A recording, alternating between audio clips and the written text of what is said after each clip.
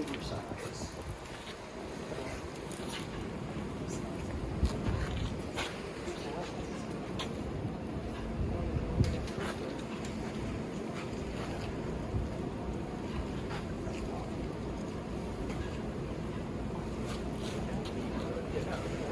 Wow, that's pretty good.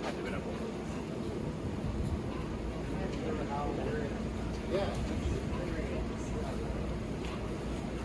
So what I'm measuring right now is I'm looking at the diameter. This is actually a standard bore. Okay, that means that this engine has never been bored out, right? Yeah, because if it was bored out, because it was supposed to be 3.62. Shit, I gotta look at it again. Where'd the paper go? I think it's. Oh. There's another one over there too. Sorry.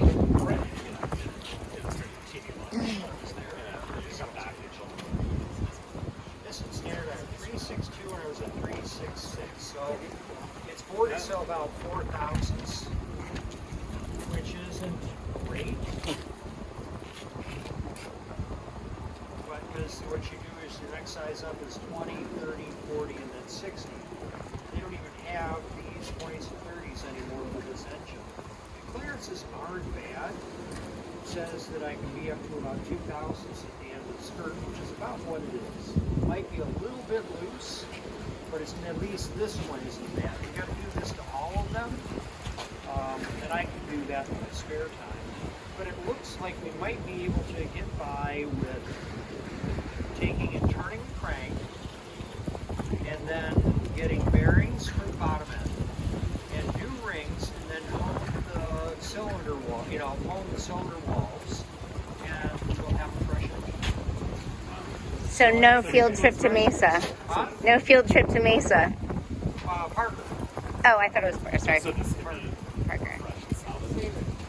Well, here's the thing, yeah, it'll be good. It's the biggest single thing that was worn was the oil pump. And that's why we'll make that clunk, clunk, clunk, clunk when we start it up. Now, there still could be a bad hole in here somewhere that we didn't see, but if we're turning the crank, we're going to fix that anyway.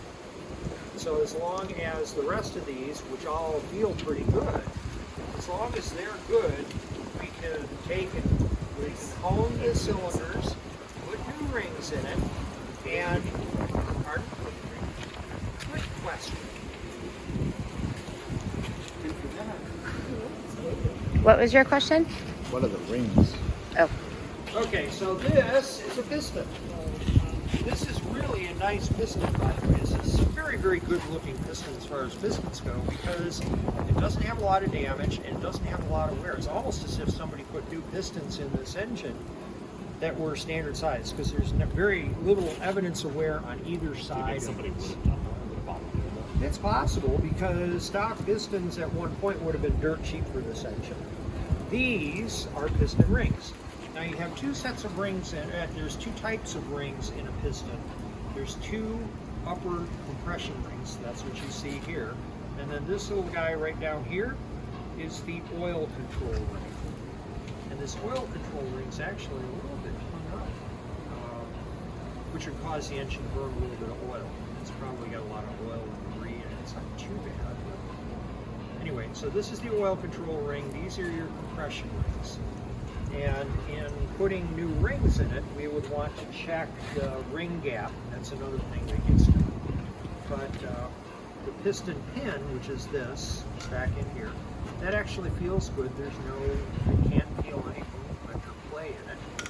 This is the connecting rod. This is the connecting rod cap. And everything about it really isn't that bad. It's not hateful. So we should be able to hone this engine, put in fresh rings.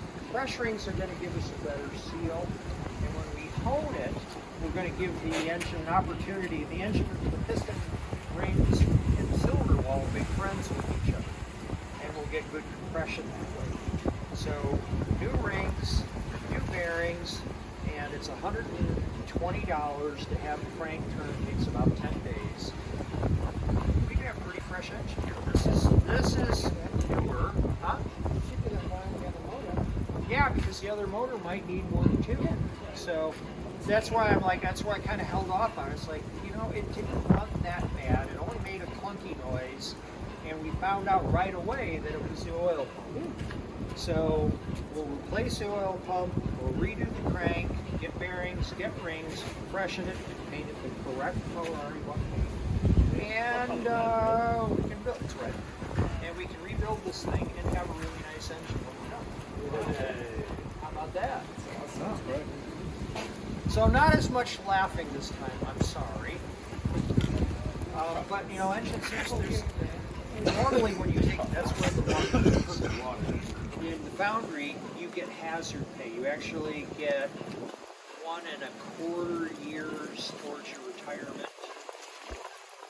It's or 1.5. That's how it used to go. So you were out basically in 20 years. So you worked there for 20 years, you retired full bennies, and you were off. So straight out of high school, you went to work for Ford Motor Company in Cleveland. You worked there until you were about 40, and you were done. One of my best friends did that. But I will tell you, it was a little more insidious at Ford. There were 2 engine plants. And the foundry was hazard pay. But the foundry was almost universally African American employees. Big plants. They Guys that automatically do put the these black guys in the foundry. And it was racism. I mean, the machinists were all white European men. And the guys that handle these engines, so the reason we call them cork plugs is this thing comes off and this thing is hot. When I say it's hot, it probably is temping out somewhere around 600 to 900 degrees, right? And this comes out of the black sand. When you break this thing apart, and there's black sand and green sand, and actually the green sand is black, which is really weird. But anyway, they take it, they take these big honking hooks, they grab it, they pull it out, and then they start beating on it with sledgehammers to knock the sand out of here, because the sand is held together with a little bit of clay. It's called core sand, and they have to break up the core sand before it's sent down the line. It gets sent down to a shaker, but they have to do the first part of that job by hand. So these guys, and I shit you not, they're moving these several 100-pound engine blocks by hand. They're hanging on hooks, but they're moving them around. And then they're swinging 5-pound sledges all day. These are guys that are built like brick shit houses. This was one of the sort of